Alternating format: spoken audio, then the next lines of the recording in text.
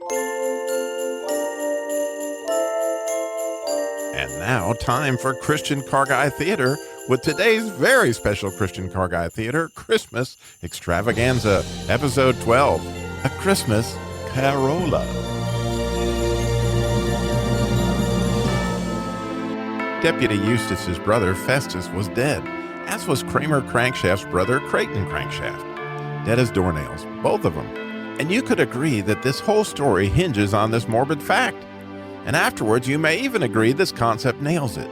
For now, follow along with me and you'll see that these two deceased brothers were at the dead center of Eustace and Kramer's enslavement to worldly pursuits, as well as their repulsion of all things Christian, especially the Christmas season. As isolated as an oyster these two were, with their self-serving attitudes. And now, let's look in and see if we can find a pearl of wisdom in their story. Deputy Eustace was at the jail interrogating his prisoner.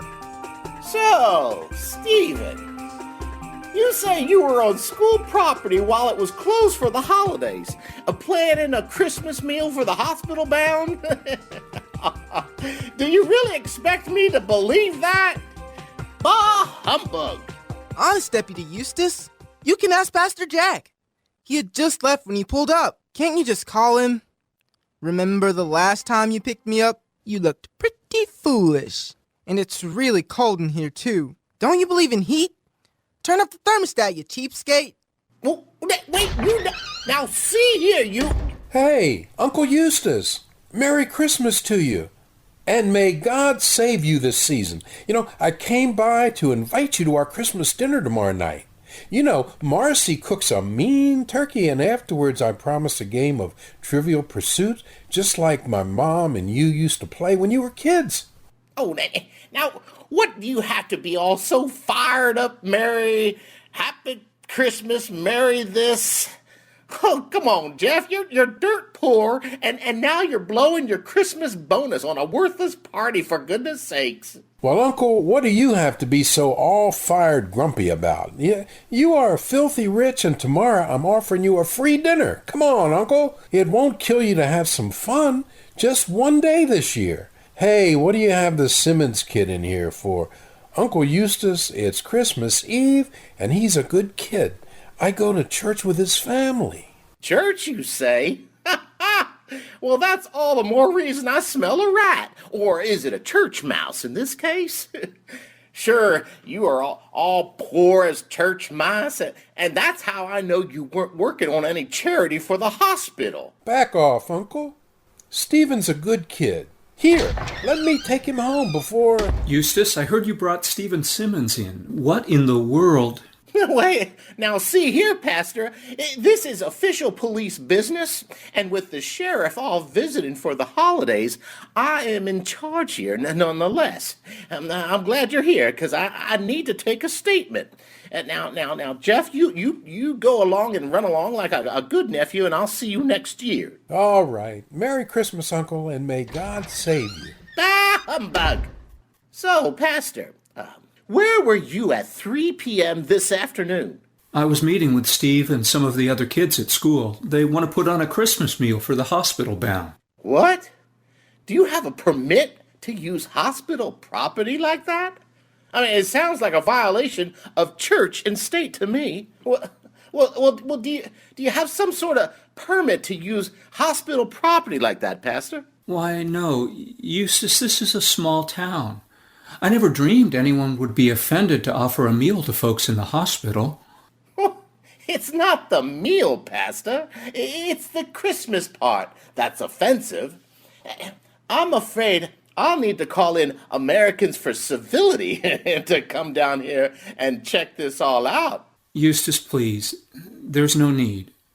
We won't call it Christmas dinner. How about holiday dinner? Is that okay? And by the way, it's freezing in here. Is your heat broken? Well, I guess as long as I hear nothing about a Christmas dinner, I suppose I'll let you off this time. I don't suppose you would like to donate to the cause, Deputy. Bah, nothing. I will donate nothing. Bah humbug to you, Pastor Jack. Oh, so you'd rather stay anonymous? Oh, no, not one penny. I'm not going to waste my money on a meal for hospital patients. They get One good enough for free in the hospital, right? Oh, but Eustace, many would rather die than eat hospital food on Christmas Day. Well, if they had rather die, then let them do it, I say, and decrease the surplus population. It sure is chilly in here, Deputy. Now that you know I was telling the truth, can I go? Pastor, can you give me a ride? Sure, Stephen. Would it be all right, Deputy? I promise no mention of Christmas. Deputy Eustace lets Stephen and the pastor out and then closes up the jail, heading out to his pride and joy, a Toyota Corolla. Eustace loves the value in the Corolla and the great gas mileage, as you might guess. But as he sat down in the driver's seat to go home, he could have sworn the horn button started to look like his deceased brother, Festus. But it was a horrible, almost ghostly image of him. His jaw was tied with a cloth, the knot of which was in his curiously stirred hair. His ghostly eyes seemed to stare right through Eustace, and the chill of his expression gripped Eustace right in the heart.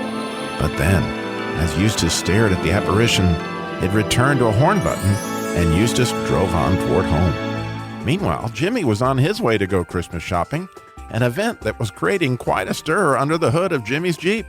Kramer Crankshaft was crankier than ever in the cold, especially at this season, as the joy of the others celebrating Christmas put a chilly spin on his bearing.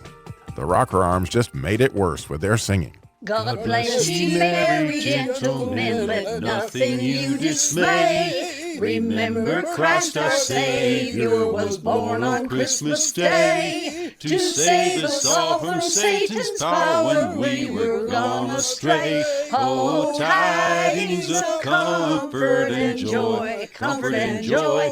Oh, tidings of comfort and joy. Kramer Crankshaft exploded. Rockers, if you think you were broke the last time we spun out of control, get ready for a lot worse. If you don't stop that infernal singing, I'll spin you out of the hood for good. Bah, humbug. And I suppose you all want the day off tomorrow. At least Bancroft Bonnet had the courage to answer. If quite convenient, sir. It's not convenient, and it's not fair. And yet, if I refuse, you will all think I'm a cotton-headed ninny muffin. That encouraged Wally Windshield Washer to speak up as well. Not a cotton-headed ninny muffin, Kramer. More of a Scrooge. Yeah, a Scrooge, really. A Scrooge, eh? You say a Scrooge? Well, along those lines, that's a poor excuse to pick a man's pocket every 25th of December. So you all be ready to roll all the more early the day after. The words were no more out of Kramer's mouth, but he looked up to his cylinder, and there he could have sworn he saw the head of his deceased brother, Creighton Crankshaft, bearing down on him like a ghost. His timing chains clanked, and ringing a fearsome sound crash. Just then, across the intersection, Eustace ran a red light on the icy roads, and Jimmy's Jeep was in front of Eustace. Before he could think, Eustace slammed into Frenchy Fender. The Corolla's airbag popped Eustace unconscious, and at the same time, the impact seized Kramer Crankshaft. It was almost as if time stood still. In the smoke of the crash, Eustace's brother Festus appeared in his ghostly form. His jaw still tied closed with a cloth, his hair astir, wearing a waistcoat like George Washington, and even the little pigtail like George had. Tied about him was this ghastly chain. What do you want with me? Much. Who are you? Ask me who I was. Who were you then? You're pretty particular for a ghost now, aren't you? In life, I was Festus, your little brother. You don't believe in me, do you? I don't. Why do you doubt your senses?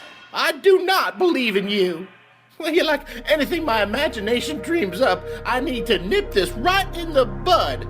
Nip it. I need to nip it now. All this commotion seemed to awaken Kramer Crankshaft to his brother Creighton Crankshaft, who was standing in a similar appearance to the ghostly Festus and rattling his timing chain.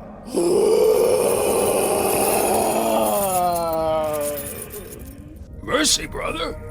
Why do you trouble me? Crankshaft of worldly mind, do you believe in me or not? I do. I must. But you have to understand, Creighton. Nobody wants to get the shaft.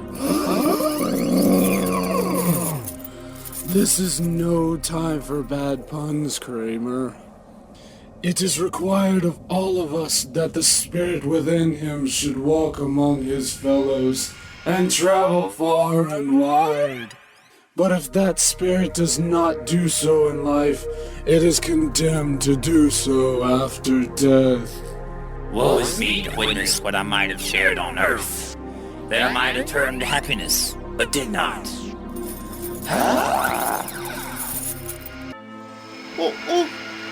Why are you chained, brother? I wear the chain I forged in life. I made it link by link and yard by yard. Is the pattern of it strange to you, brother? Or would you know the length of the chain you bear yourself? Eustace, it was as long and as heavy as this 7 Christmas Eves ago, and you have labored on it since.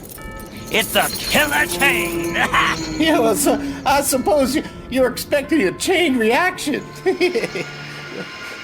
Look, but Festus, dear brother Festus, tell me more. Share some comfort with me. I have no comfort to give you, Eustace. It comes from different regions and from different ministers to other kinds of men, brother. Nor can I tell you what I would. I have but little time left. My brother Kramer Crankshaft, I am here tonight to warn you that you may have a chance to escape my fate. A chance and a hope I have gotten for you, brother. You were always a good little brother, Creighton. Eustace, you will be haunted by 3 spirits. Expect the first when the clock strikes 1. Festus, couldn't I just take 2 and have it over with? Sorry, it's against the rules to give up the ghost.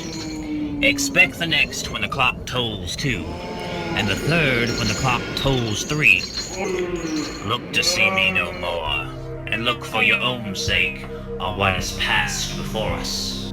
With that, both Ghost, Festus, and Creighton retied their jaws and disappeared into the smoke. No sooner had the 2 ghostly brothers disappeared than the clock tolled 1. With the sound of the bell, both Kramer and Eustace began to look about for the foretold spirits, and when none are seen, both are quick to exclaim, Bah! Humbug! Both Eustace and Kramer now see each other for the first time, and that alone startles both. What?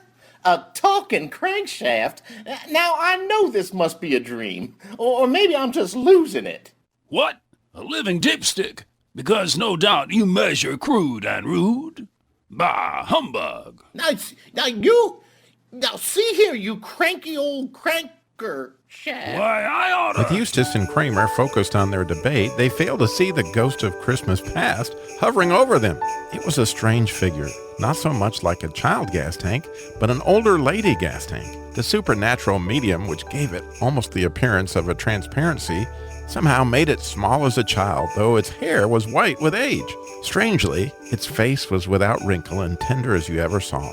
Dressed in a bright white robe, trimmed in summer flowers, it held a spring of bright green and red holly, as if to herald the season. The most amazing feature of all was a brilliant jet of light coming up from its filler neck, through the top of its head. That light illuminated everything, and perhaps that's why it carried an old-fashioned extinguisher-looking hat under its arm. You know, you can't put out a gas fire with water. Then she spoke. Is there any chance you 2 could direct me to Deputy Eustace and Kramer Crankshaft?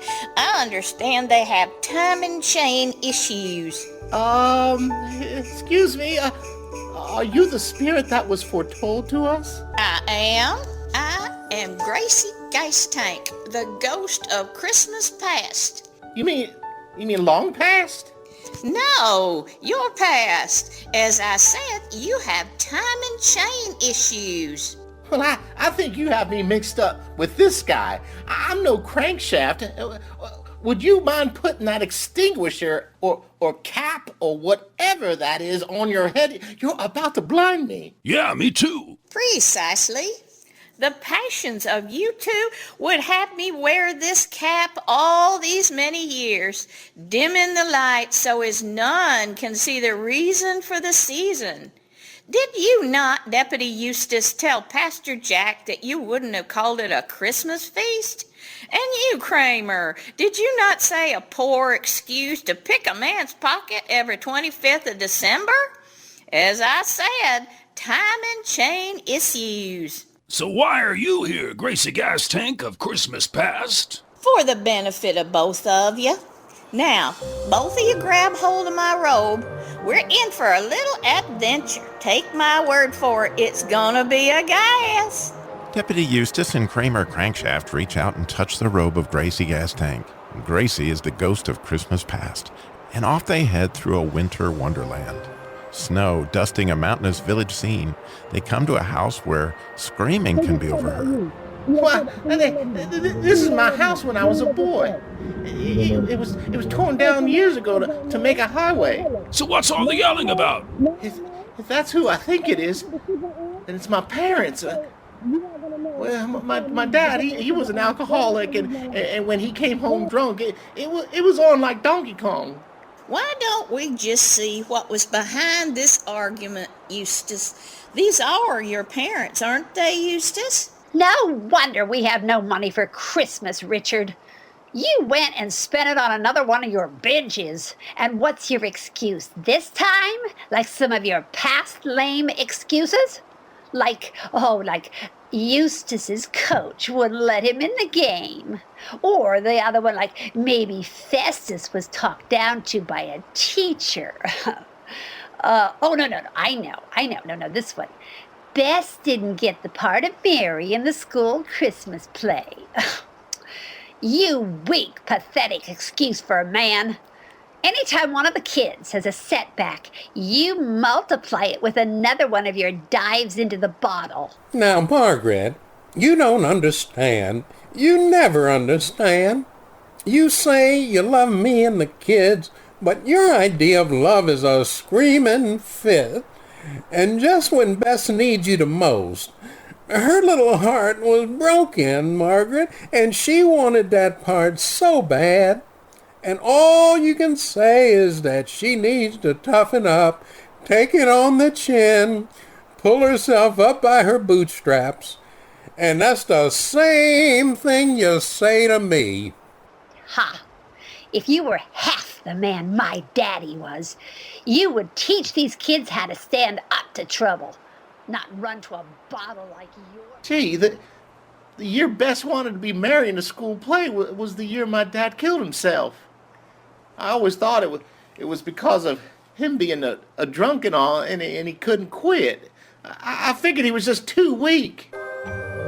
Kramer, what happened to your dad? My dad, Kramer Sr., was a drunk too. He went for a spin in December when I was about 8 and never came back. Just then, the hood of the car in the driveway flew open in the wind, and Gracie Gas Tank pointed under the hood. Kramer, have you been ginning again? What's wrong with you? A little piston slap and you have to go get a belt every time. You're just like your father, a good-for-nothing drunk. Why, no wonder the kids disrespect you. I always thought my dad was disappointed in me, that I couldn't crank it like the big boys. But I see I believed a lie. Where did that come from? Come on now, boys. We have much to see and not much time, so grab hold. The threesome took off again in the snow. This time they seemed to go just a few blocks to a nearby schoolyard where children were playing out in the snow. Well, that's the three of us in junior high school. Festus, Bess, and I. Within moments of their arrival, one of the neighbor kids slammed Bess into a tree, cutting her forehead. She fell to the ground, bleeding, almost unconscious. Young Eustace, unaware of what had happened, saw Bess lying there and ran over to her in a panic. Bess! What happened? Who did this to you? Festus. Jumping to conclusions, young Eustace moves to attack Festus. Why do you always have to pick on Bess? Now look what you've done. This'll teach you. Eustace's punch knocks Festus to the ground, and his front tooth with it. Sobbing and bleeding, young Festus responds. Eustace, you broke my tooth. And I wasn't anywhere near Bess. I didn't touch her. Just then, of all times, Margaret, Eustace's mom, pulls up. She runs over to the bleeding Bess and Festus. Bess! Festus! Oh, what has happened? What's happened? Eustace! You were supposed to be their protector, not their bully. In that moment, with Margaret's words echoing, You were supposed to be their protector, not their bully. the scene froze in time as Gracie, ghost of Christmas past, began to make her point. The children and Margaret were frozen still, but not older Eustace, Kramer, and Gracie. Eustace, you have been given a precious gift, but you need to unwrap it here and now. Those words burned as bad as they did years ago. Just how is this precious? Yes, those words do still burn, Eustace. But do you know why those particular words burn so bad? It's because they were aimed at your identity, who God made you to be. You see, Eustace, God made each of us with a special sauce, a special something that is really God's glory reflected by a unique part of us. The truth is, only you can reflect your special identity, Eustace, and if you don't, no one else can. Now, God's enemy, Satan, roams around looking for God's glory, flashing about in his image bearers. And when Satan spots God's glory shining, he whacks it like whack-a-mole. Yet Satan betrays himself if you look closely. By seeing Satan's point of attack, you may see where God's glory resides in you. Eustace, let's ask Jesus for some help unwrapping this gift. Eustace, you know you get a new name in heaven. Why not sneak a peek and ask Jesus what he calls you? Go ahead, ask Jesus right now. We'll wait. It seems crazy, but here I am in the snow with my young self and Bess and Festus. I guess I could give it a try. Jesus, I know we haven't talked in a while, but I'm here with this spirit, and I would really like to know what is going on. So, Jesus, what do you call me? Miss Ghost, can I ask too? I had almost the same thing happen to me when I was young. Is there a present for me to unwrap as well? Precisely, Kramer. All believers have such a gift to unwrap. Go ahead, ask. Jesus, what do you call me? Well, Eustace, did Jesus tell you? Yes, I think so, but it doesn't seem right. I can't believe it, really. What did Jesus say? Well, he says he calls me protector. But it can't be. You both just saw what happened. Yes, we did, Eustace. But as I said, Satan often attacks at the point of God's glory to get you to hide your true self. But you saw what my mother said and how I attacked my brother. I was guilty. I wanted to hurt my brother and not protect him. But you were under attack, Eustace. Satan fed you the lie that your brother hurt your sister, whom you loved dearly and wanted to protect. Satan knew how to provoke you, and you took the bait. But you were under attack at the point of being a protector. I was guilty. I wanted to hurt my brother, not protect him. I was guilty. So here is your present, if you will unwrap it. Jesus paid it all, and it is only through Jesus' blood that such deep cleansing is available. Eustace, do you want your innocence back? Will you unwrap that gift? It is your innocence card. Do you want it? It all comes down to this. Do you believe Jesus died to free you from that lie you bought into many years ago? That lie that robbed you of being who God made you to be? Protector? Well, I don't know, Spirit. I just don't know. How about you, Kramer? Jesus said he called me driver. But like Eustace, in my mind, that makes no sense. Years ago, I let those pistons push me around. I'm not the driver. I'm just cranky. Well, let's move on, boys. You are needed back at the accident scene. No sooner did the words come out of the spirit's mouth than they were all back at the accident scene. As they arrived, Eustace and Kramer grabbed the extinguisher from the ghost. That's too much light. That's too much I light. can't take it anymore. You need to tone that headlight of yours You down. need to tone that headlight down of yours. With the fading of the ghost of Christmas past came the onset of the next ghost. This one came dressed almost like a Jeep fender, dressed as the Statue of Liberty.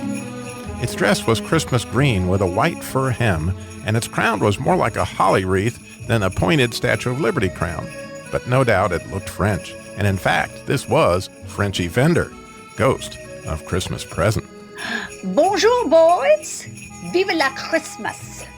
All right, mon ami, we have much to see. Grab hold of my robe. Now it was almost a blizzard as the threesome flew straight for the hospital. They flew right through the door and into the main cafeteria. There was a magnificent feast. Pastor Jack and Stephen, of course, but the ghost of Christmas present took them over to a familiar family to both Eustace and Kramer, Blake and Dorina Andrews. But where was their son, Matt? Oh, Blake, I'm so worried. Noonan syndrome. The doctor said Matt might have Noonan syndrome. And that could mean heart conditions and blood conditions. Oh, Blake, I'm so worried. Don't worry about Mini Matt, Dorina. He's an Andrews, with the Andrews spirit. God has brought us this far, and he has an amazing Christmas for our family. Just wait. Come on, sweetheart. Here they are, wheeling him in now to join the celebration. Dorina, please don't let him see the worry. Look at you, Matt. You bring all the cheer in the room when you come in. Nowhere is there a brighter Christmas smile than Matt Andrews. Christmas time is my mostest favoriteest time, Pastor Jack. You know that God came as a baby. He came for me so we can all be together forever. God blessed us, everyone. And now, with all my favorite people here, we celebrate. And then enters AFC, Americans for Civility, Joe. I want y'all to listen up here, everybody. This is an unlawful assembly on public property. We are filing suit right now, so you all need to cease and desist. Both of them. Cease and desist. And there will be no more talk of Christmas or Jesus here on public property. Y'all understand that? Again, suddenly everyone in the scene freezes in their exact position except Kramer and Eustace and Frenchy Fender, ghost of Christmas present. Well, messieurs, what do you think about this? Well, who does this AFC Joe think he is? Somebody needs to call the sheriff and run this shyster out of town. Yes, sir. Someone needs to spin that dude down the road for sure. Why, Eustace, très bien. It almost sounds like you want to protect Monsieur Minimat. Could I be right? And you, Monsieur Kramer? Would you like to drive this, perhaps? Sacre bleu, are you two ready to open that gift after all? Look, I am not the man that you think I am. I told the last ghost I can't do it, but what is that I see beneath your robe? Ghost of Christmas present? What is that? It almost seems alive.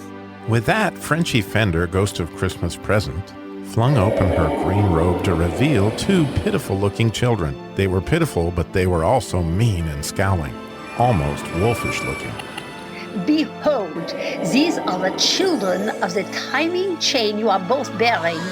They grow stronger with each passing Christmas. Are the two of you spinning the chain, or is it spinning you? Let me tell you about these two children. The boy's name is Monsieur Ignorance, and the girl, Mademoiselle Want. Beware of them both, but especially this boy. See what is written on his forehead? The word do. Certainly we can help the little guy here. I have some money to help him. Monsieur Kramer, and pick your pocket on the 25th of December? As Frenchie Fender laughed, they immediately found themselves back at the accident scene. Staring them right in the face was a DeLorean. Yes, a silver DeLorean, and behind the wheel was a head gasket wearing a black Grim Reaper robe with the hood overshadowing his face. Yes, it was Guido Gasket, ghost of Christmas Future. A DeLorean? Are you the ghost? I think you are. The one I fear the most. The ghost of Back to the Future? I mean the ghost of the Christmas Future. I'm sorry. You two mugs, get in. I thought the ghost of Christmas Future doesn't talk. You watch too much TV. I said, get in. Eustace and Kramer jump in, and the DeLorean speeds through the time warp to the future. As the dash lights up December 25th, 2018, the DeLorean slows down, coming back to the hospital. The three get out, right into the same cafeteria they had just left. Now pay attention, or I'll have to slap you around. You understand? You're talking about the Ute. What's a Ute? The Ute, you know, Mini-Matt. Now shut your trap and listen to Dorina and Blake. Oh, Blake. This place reminds me about the last time I saw Matt truly happy. And now here we are on Christmas Day, but there is no Christmas. No one can even mention the word. You know, sweetie, I would have thought God would have sent someone to protect Matt. Someone to drive those lost AFC people out of town. Come on, we're leaving. Hang on 1 minute. I want to hear what happened to Mini-Matt. Do I have to get my bat? I said we're leaving. That's it. One more stop for you two. And I'm sure you guessed it. The boneyard. Climb in. The time is almost up. Spirit, before you show us that, just answer this one question. Are these the things that will be, or the things that might be if we don't open our present? All right. You asked, so I'm going to give it to you straight. God knows. And only God knows. And here is our only hope. Good fruit comes from good branches that are connected to a good root that's in good soil. That root is Jesus, God's Son. So yous better open up that present. Jesus sacrificed on the cross for your failures, for your sins, for you will be planted. It's your choice. You can either be fruit or fertilizer. Got it? Fruit or fertilizer. Your choice. Here we are at the boneyard. Get a good look at your headstone. The first one reads, Deputy Eustace is now in his casket. Failed to pay attention to Guido Gasket. The next one says, here lies Crankshaft Kramer. His attraction to worms could not be plainer. Your choice. Oh, God, oh, Father, yes. You've paid enough. I want the protector that you've made me to be. I want to be the driver you made me to be. I'm not the man I was. I'm not the cranky now. shaft I I'm was. a new man. I'm not the man I was. I'm not the cranky shaft I was. As Kramer and Eustace awoke that morning, the Carolla was in a snowbank being dragged out as if there was no accident. Eustace awoke to it being towed out and noticed Jimmy's Jeep across the intersection. It too was in a snowbank, unhurt. Jimmy walked right up to him. Hey, Eustace, you okay? Sorry it took so long to bring back a wrecker. I'll have you out in no time. I'm alive! I'm alive! Oh my goodness, I'm alive! Jimmy, what day is it? It's Christmas Day, Eustace. Are you crazy? Merry Christmas, Jimmy. Merry Christmas, you old Corolla. Merry Christmas, Jimmy's Jeep and Kramer crankshaft. Oh, I'm as giddy as a schoolboy. Jimmy, can I borrow your crankshaft and head over to the hospital? Here, take the Corolla. Official sheriff business, yes. And understand there's going to be trouble right here in Beaver County, and that starts with T, that rhymes with C, and stands for Christmas. I guess. Eustace, are you sure you're okay? Okay, I've never felt better. Jimmy, I'm off to the hospital Christmas dinner. Eustace walks over to Jimmy's Jeep, lifting the hood, and he asks, Kramer, are you in there? Yes, sir, Deputy. At your service. And like you, I'm ready to roll. And I mean roll. I understand there's going to be trouble right here in Beaver County. And that starts with a T, and it rhymes with C, and that stands for Christmas. Eustace closes the hood, and off they roll to the hospital. I want y'all to listen up here, everybody. This is an unlawful assembly on public property. We are filing suit right now, so you all need to cease and desist. Both of them. Cease and desist. And there will be no more talk of Christmas or Jesus here on public property. Y'all understand that? Excuse me, Mr. Americans for Civility. Let me just have a look at your court order here. Okay. Well, you see, okay, it's not exactly a court order just yet, per se. You see, I am filing this lawsuit just as soon as the court opens. Funny thing, mister, but here in Beaver County, we have a law against such a disturbance. Now, I would hate to have to lock you up on Christmas Day, but you leave me no other option, possibly, unless you walk out. Oh, Deputy, he'll be all right. He can share my table. He just needs to open his present this Christmas, right, Deputy? Hey, Mr. Americans for Civility Man, Christmas time is my mostest favoriteest time. You see, God came as a baby, and he came for you and for me. And you don't want to go and make a bunch of ghosts have to come and scare you to believe. You just got to open your present so that we can all be together forever. God blessed us, everyone. And now here's Danny Dipstick and Randy Radiator to review today's Christmas extravaganza. Randy, that was just so sweet. I'm all teared up. I know I speak for the whole cast and crew of the Christian Car Guy Show that our prayer is everyone will open up their present from God this Christmas. Yup, Daddy. The Father's heart is so blessed in the giving of his most precious thing in the universe, his only Son, and the freedom from the lies that today's episode showed hold us all back from reflecting God's glory. So I, for one, am looking forward to some deeper conversations with God about my glory present and my family's glory present this Christmas. How about you? Randy, the way I understand it, being a driver was Kramer's glory.